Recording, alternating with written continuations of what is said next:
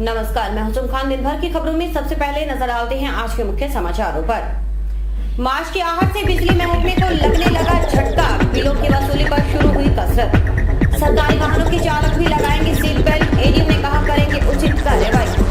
साहबा बाईपास पर पिकअप ने बालक को कुचला, लोगों ने किया सड़क जाम। पॉलिथीन के खिलाफ लामबंद हुए लोग। नगर परिषद के अफसरों से की मुलाकात। अब समाचार विस्तार से। जोधपुर डिस्कॉम के अफसरों की मीटिंग में खासतौर पर बकाया बिलों की वसूली में सख्ती बरतने पर फोकस किया गया। चीफ इंजीनियर एमआर बिश्नोई ने अधिकारियों से दो टूक कहा कि वित्तीय वर्ष समापन की तरफ है, लेकिन बकाया वसूली की उपलब्धि संतोषजनक नहीं। इसमें सुधार नहीं बल्कि तेजी लाने की जरूरत है। जोधपुर डिस्कॉम की मीटिंग में शामिल हुए chief engineer MR Bishnoi, deputy chief engineer TPS Dhillon, SC RC Verma, action लाभ सिंह मान व अन्य अधिकारी। चीफ इंजीनियर ने इस बात पर चिंता जताई कि लॉसेज की स्थिति चिंताजनक हो रही है। पिछले साल जो हनुमानगढ़ जिला लॉसेज कम करने में अग्रणी था, वह आज पूरी तरह पिछड़ रहा है। आखिर क्यों? खास बात है कि जब चीफ इंजीनियर को बताया गया कि जिले में बिजली छीजत 17% रही है, जबकि पिछले साल महज 12% छीजत का आंकड़ा था। इतना सुनते ही चीफ इंजीनियर को जैसे झटका लगा। उन्होंने इसका कारण पूछा तो परेशानियां खत्म कर लॉसेस घटाने के लिए पुख्ता बंदोबस्त करने के निर्देश दिए। उन्होंने कहा कि जिन उपभोक्ताओं के पास 5000 से अधिक की राशि लंबित है, उनका कनेक्शन काटने में देरी न करें।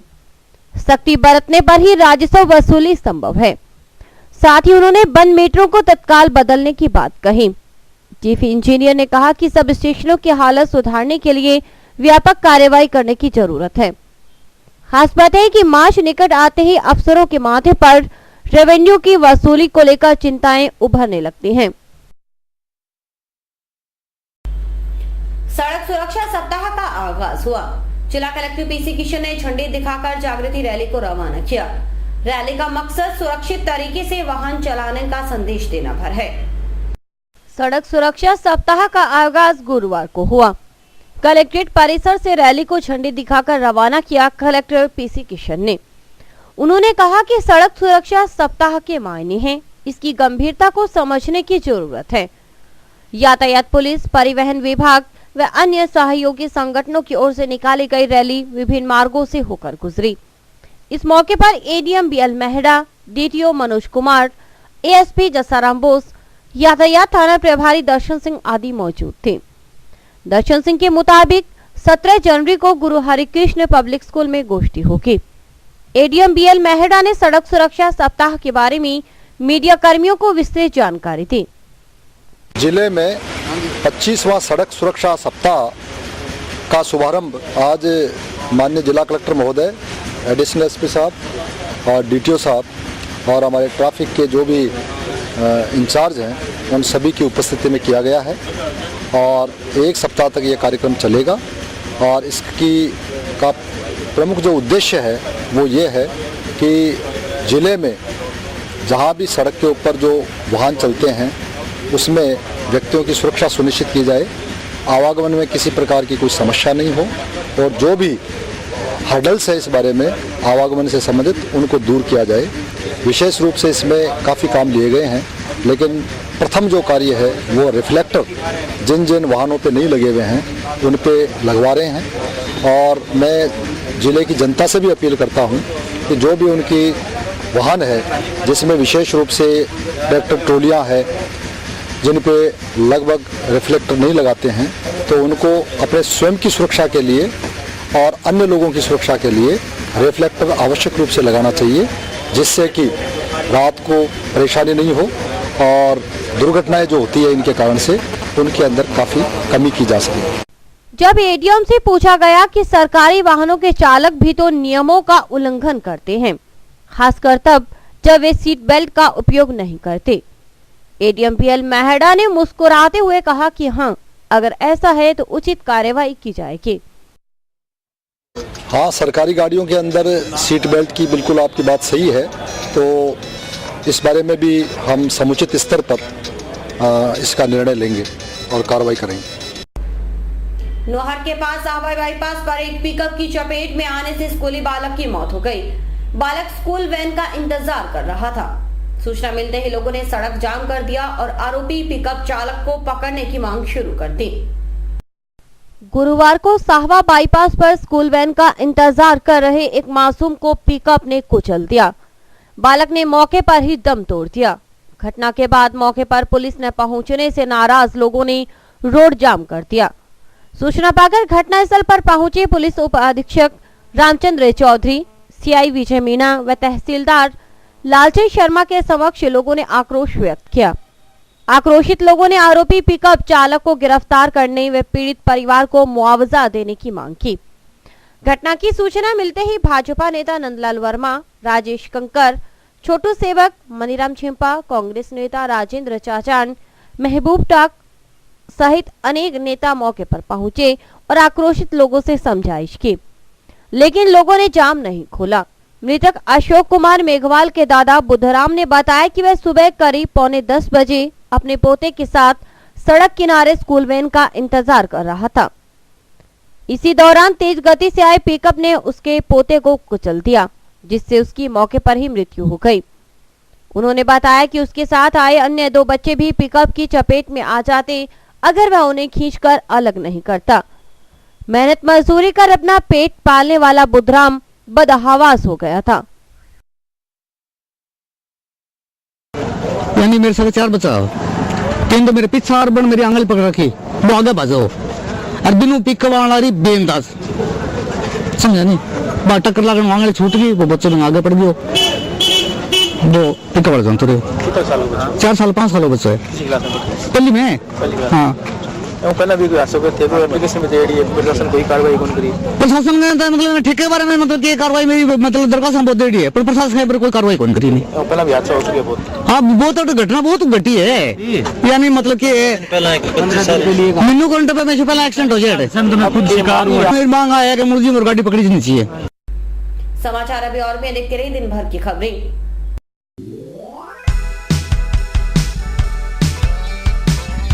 मीत कलेक्शन, एक complete gents wear showroom.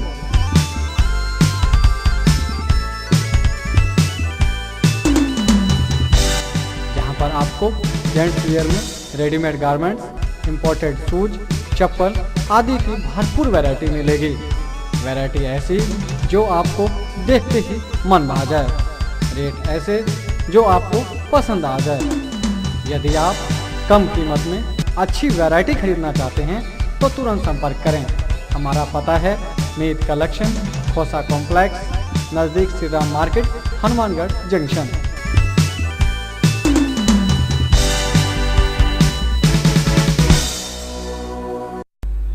Polythene के खिलाफ लोग लामबंद होने लगे हैं। नगर परिषद द्वारा प्रभावी कार्यवाही नहीं होने से खफा नागरिकों ने रोष जताते हुए चिकित्सा प्रभारी डॉक्टर केदार गुप्ता से मुलाकात की और उन्हें ज्ञापन सौंपा।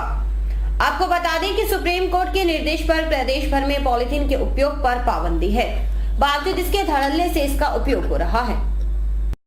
शहर के लोग पॉलीथीन के खिलाफ प्रभावी कार्यवाही नहीं होने से नाराज हैं।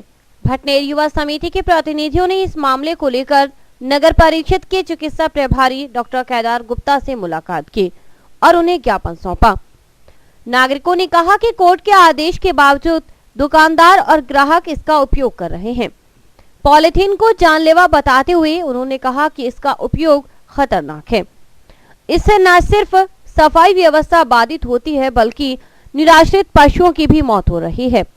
नगर परिषद की सीवरेज परियोजना पर भी इससे विपरीत असर पड़ रहा है। हाई कोर्ट के आदेश के दौरान भी पॉलीथीन का जो खुला प्रबंध चल रहा है उसके लिए आज हमने डॉक्टर केदार गुप्ता को हमने ज्ञापन दिया है कि ये जो पॉलीथीन का जो व्यापारीगण है और नगर परिषद इस पर ध्यान नहीं दे रही है, इसके लिए हमने केदार जी को ज्ञापन दिया है कि उसको रोक लगाई जाए उस पर और सख्त से सख्त कानून बनाए ताकि इन पॉलीथीन का प्रतिबंध कम हो सके और जो आवारा पशु है और जो भी इंसान के लिए पॉलीथीन खराब करती हैं। पॉलीथीन का उपयोग मतलब हमारे इंसानों के साथ साथ पशुओं के लिए बहुत ही खतरनाक साबित हो रहा है। पॉलीथीन का उपयोग हम करते हैं, उसमें कोई भी प्रकार का खाद्य पदार्थ अपने लेके जाते हैं तो उसके पॉलीथीन के अंदर होने वाले कीटाणुओं से हमारे शरीर में बहुत सारे रोग उत्पन्न होते हैं। कैंसर कोज का सबसे बड़ा कारण पॉलीथीन माना गया है। आज अपने पॉलीथीन देखते हैं, सड़कों पर पॉलीथीन होते हैं, आवारा पशु पॉलीथीन खाते हैं। तो पॉलीथीन का मतलब उनका किसी भी प्रकार से गलन नहीं होता। पॉलीथीन को खत्म करने के लिए उसको मिट्टी में भी दफना के आप देख लो, 10 साल के बाद भी पॉलीथीन वैसा का वैसा आपको मिल जाएगा। उसका किसी भी प्रकार से उसको खत्म नहीं। उसका सबसे बड़ा कारण ये है कि हमें सबको मतलब पूरे समाज को जागरूकता में लाकर इनका कम से कम उपयोग करके हम इस पर रोक लगा सकते हैं। जब हम हमारे खुद के अंदर जागरूकता आएगी तभी पॉलीथीन का प्रयोग कम किया जा सकता है। भाई वो शहर की जो सफाई व्यवस्था है उसको बुरी तरह से प्रभावित कर रही है, जिससे पशुओं के भी ऐसे में काल के ग्रास बन रहे हैं। इससे सफाई व्यवस्था पूरी तरह से चरमरा गई है शहर की। तो इसकी वजह से हमें नगर परिषद से आश्वासन मिला है कि प्रतिबंध के लिए सख्त कार्रवाई के अलावा एक जागरूकता अभियान के लिए भी कोशिश की जाएगी, जिसके अंदर पुलिस इनका प्रशासन का और पब्लिक का दोनों का सहयोग वांछनीय है। मार्केट में धड़ल्ले से पॉलीथीन के उपयोग पर रोक लगाने के लिए कोई तैयार नहीं है। दुकानदार भी बेखौफ पॉलीथीन का इस्तेमाल कर रहे हैं। पूछने पर कहते हैं कि कोई इलाज नहीं। वे सीधे तौर पर इसके लिए ग्राहकों को जिम्मेदार ठहराते हैं। उनका कहना है कि ग्राहक थैला लेकर आना शुरू कर दें तो परेशानी खत्म हो जाएगी। क्या इसका कोई इलाज तो है नहीं। जैसे हर आदमी ग्राहक आता है और आता है तो ये घर से आते हैं, थैले नहीं लेके आते, तो हम मानते हैं इस बात को, ये नुकसानदायक है, लेकिन हम क्या करें, अब मजबूरी में उनको देना पड़ता है। पॉलीथीन ग्राहक मांगता है, ग्राहक को नहीं देते तो ग्राहक और कहीं जाता है। दूसरी तरफ नगर परिषद के चिकित्सा प्रभारी डॉक्टर केदार गुप्ता का कहना है कि सख्त कानून के बावजूद पॉलीथीन का उपयोग हो रहा है। वे इसके उपयोग से होने वाले नुकसान की तरफ भी इशारा करते हैं। डॉक्टर केदार गुप्ता का मानना है कि पॉलीथीन में इस्तेमाल होने वाले केमिकल्स विभिन्न बीमारियों के कारण हैं। इससे जमीन की उर्वरा शक्ति खत्म हो जाती है और खाने से पशुओं की भी मौत हो जाती है। बावजूद लोग इसका इस्तेमाल करने से बाज नहीं आते। केदार गुप्ता इस कानून के सख्त प्रावधानों का उल्लेख करना भी नहीं भूलते। कहते हैं कि उपयोग करने वाले या बिक्री करने वालों को 5 साल की कैद और 1 लाख रुपए तक जुर्माने की सजा का प्रावधान है। पॉलीथीन को रोकने के लिए सरकार ने नियम बनाए हुए हैं और नियम काफ़ी सख्त है। इसके अनुसार जो आदमी पॉलीथीन को प्रयोग में लाता है उसमें 5 साल की कैद या वह 1 लाख रुपए तक का जुर्माना हो सकता है। इसको पॉलीथीन बहुत ही नुकसानदायक चीज़ है। सबसे बड़ा नुकसान मनुष्य को ही होता है। इसमें बहुत सारे केमिकल्स होते हैं जो हमारे में भिन्न भिन्न तरह के रोग पैदा कर देते हैं, यहाँ तक कि कैंसर तक प्रोड्यूस कर सकते हैं। तो इसमें हमें खाने पीने की चीज़ें बिल्कुल नहीं लेनी चाहिए। दूसरा, जिस ज़मीन पे जाते हैं उसकी उर्वरा शक्ति को ख़त्म कर देते हैं। तीसरा, नालियों को अवरुद्ध कर देते हैं जिससे शहर में सफाई व्यवस्था चरमराती है। चौथा, उन पॉलीथीन को पशु खा लेते हैं और जिससे उनके पेट में वो ब्लॉक हो जाता है और इवन पशुओं की डेथ तक भी हो सकती है। चिकित्सा प्रभारी डॉक्टर गुप्ता कहते हैं पॉलीथीन के रोकथाम के लिए अभियान भी चलाए गए, लेकिन परिणाम अपेक्षित नहीं आए। व्यापारियों और आम नागरिकों से भी कई बार कहा गया कि वे उपयोग करने से परहेज करें, लेकिन बहुत अधिक प्रभाव नहीं पड़ा है। इसके रोकने के लिए प्रशासन ने काफी प्रयास भी किए हैं। कुछ हद तक सफलता मिली है पर आशातीत सफलता नहीं मिली है। मैंने भी कई बार व्यापारी भाइयों से मीटिंग की है और उनसे निवेदन किया है कि पॉलीथीन का आप प्रयोग में ना लाएं।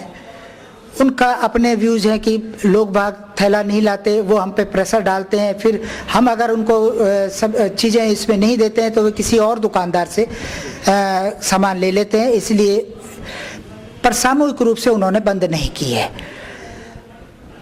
तो इसके लिए हम समय समय पे अभियान चलाते हैं, पॉलीथीन पकड़ते भी हैं। 3-4 दिन पूर्व भी हमने पॉलीथीन पकड़ी है बस स्टैंड से। अभी भी आज भी पॉलीथीन पकड़ने का प्रोग्राम है।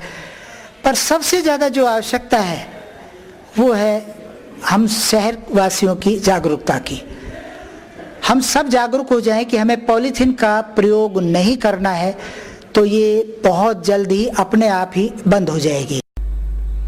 भारतीय जनता युवा मोर्चा द्वारा आयोजित जिला स्तरीय क्रिकेट प्रतियोगिता का बुधवार को समापन हुआ। जिला क्लब मैदान में हुए फाइनल मुकाबला डीसीए बनाम फतेहगढ़ के बीच खेला गया। इसमें डीसीए की टीम विजेता रही। स्वामी विवेकानंद की 150वीं जयंती के उपलक्ष्य में भाजपा युवा मोर्चा ने 4 दिवसीय क्रिकेट प्रतियोगिता करवाई। प्रतियोगिता के समापन अवसर पर विजेता व उप विजेता टीम के खिलाड़ियों को पुरस्कार वितरित किए गए। समापन समारोह के मुख्य अतिथि जिला कलेक्टर पीसी किशन व पुलिस अधीक्षक शरद काविराज ने खिलाड़ियों को स्मृति चिन्ह देकर सम्मानित किया। कलेक्टर ने कहा कि जिले में खेलों को बढ़ावा देने के लिए हर पंचायत में स्टेडियम बनाने के प्रयास किए जाएं। उन्होंने इसके लिए राज्य सरकार को पत्र भेजने की बात भी कही। कार्यक्रम में नगर परिषद उपसभापति कालूराम शर्मा, पार्षद नगीनाबाई सहित अनेक गणमान्य नागरिक उपस्थित थे। जिला अध्यक्ष देवेंद्र पारिक ने प्रतियोगिता के सफल संचालन में सभी का सहयोग मिलने पर आभार जताया। खेलेगा युवा जीतेगा भारत, जो भारतीय जनता युवा मोर्चा ने इस प्रतियोगिता का आयोजन 12 तारीख से हमने शुरू किया था, आज उसका समापन था। इस समापन समारोह में डीसीए की टीम विजेता रही, फतेहगढ़ की टीम उप विजेता रही। सभी हमारे युवा मोर्चा की जिला कार्यकारिणी, अन्य हमारे साथी, आप सब मीडिया के बंधुओं का, पूरे हनुमानगढ़ क्षेत्र के नागरिकों का सबका शानदार सहयोग रहा और इस वजह से ये प्रतियोगिता सफल हुई है और भविष्य में सहयोग की उम्मीद रहेगी। और निश्चित रूप से हनुमानगढ़ में जो प्रतियोगिता हुई है वो अपने आप में ही एक उदाहरण है, क्योंकि हमारे केंद्रीय नेतृत्व ने जो निर्णय किया उस हिसाब से, उन्हीं मापदंडों के अनुसार हमने ये प्रतियोगिता करवाई है। और अभी वक्त है हेडलाइंस का।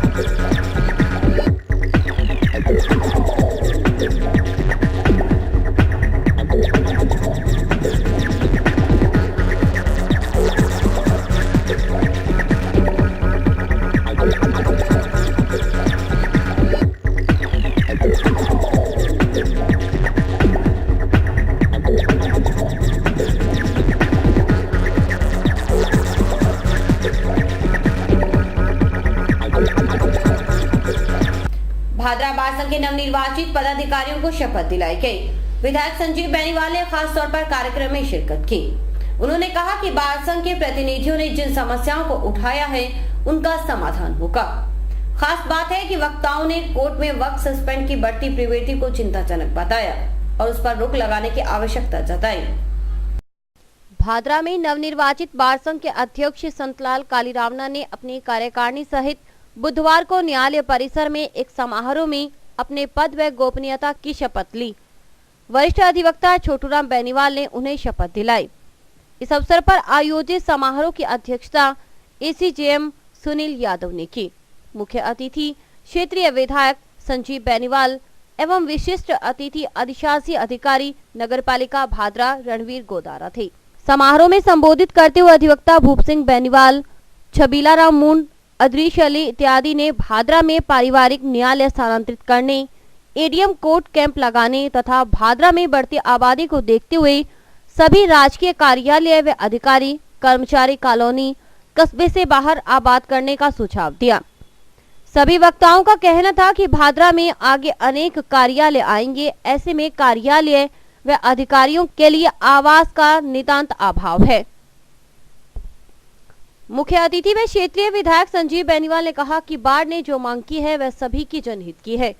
उन्होंने आश्वासन दिया कि वे बार का सदैव सहयोग करते हुए भादरा के विकास के लिए प्रतिबद्ध रहेंगे। उन्होंने सर्वसम्मति से चुनाव के लिए बार संघ का धन्यवाद किया। एसीजेएम सुनील यादव ने कहा कि भादरा बार संघ सभी को सुगम व सस्ता न्याय दिलाने के लिए संकल्पबद्ध है। यादव ने कहा कि हाल ही में जब उन्होंने उच्च न्यायालय को रिपोर्ट भेजी तो उन्होंने देखा हमने 280 दिनों में से 80 दिनों तक कार्य स्थगन रखा, जो किसी भी हालत में न्याय संगत नहीं कहा जा सकता है।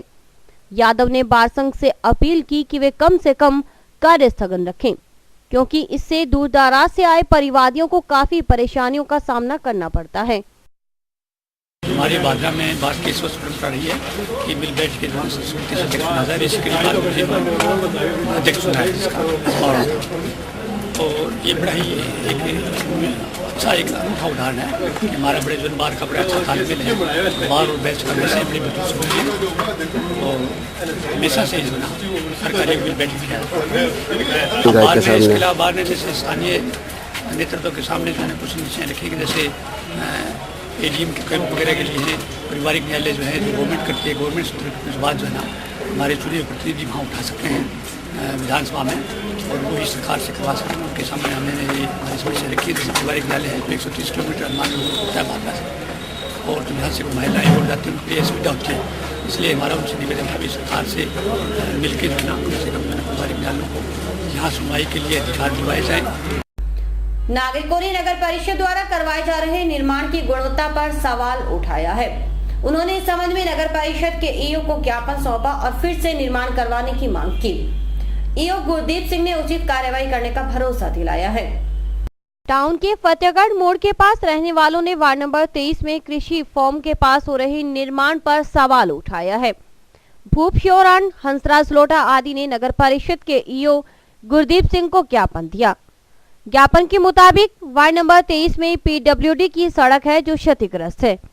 निर्माण कार्य इसलिए रोक दिया गया कि पहले नगर परिषद नाली का निर्माण करे।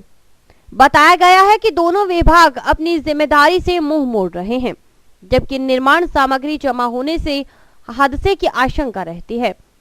नाराज लोगों ने सुनवाई नहीं होने पर आंदोलन की चेतावनी दी है। हम 1.5 महीने पहले भी नगर परिषद को ये ज्ञापन दे चुके हैं, उसके ऊपर हमारा अभी तक कोई समाधान नहीं निकला है। आज हम फिर आक्रोशित होकर मोहल्लेवासी सभी इकट्ठा होकर आज फिर नगर परिषद में ज्ञापन देने के लिए आए हैं। अगर हमारा काम नहीं किया गया तो हम धरना प्रदर्शन करेंगे और रोड पे भी जाम लगाया जाएगा। दूसरी तरफ नगर परिषद के ईओ गुरदीप सिंह का कहना है कि मांग के अनुरूप कार्रवाई की जाएगी। इस संबंध में नागरिकों को भरोसा दिलाया गया है। इनकी नाले की क्रॉसिंग की समस्या है और उसके संबंध में अभी इंसाफ से वार्ता की गई है। इंसाफ द्वारा बताया गया है कि ठेकेदार ने पहले कार्य किया था, उसमें जो है ठेकेदारों द्वारा कोई ढंग से कार्य नहीं करने के कारण उसी ठेकेदार को नोटिस दे करके द्वारा पुनः कार्य कराया जाएगा। और इसी के साथ समाचार समाप्त हुए। रोजाना देखते रहिए समाचार।